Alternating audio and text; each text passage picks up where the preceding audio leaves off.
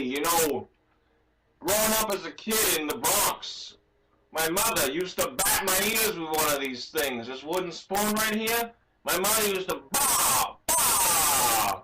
She'd say, hey, Giorgio, you never listen to me. Why you never listen to me? I said, Ma, how am I going to listen to you? You keep batting my ears with a wooden spoon.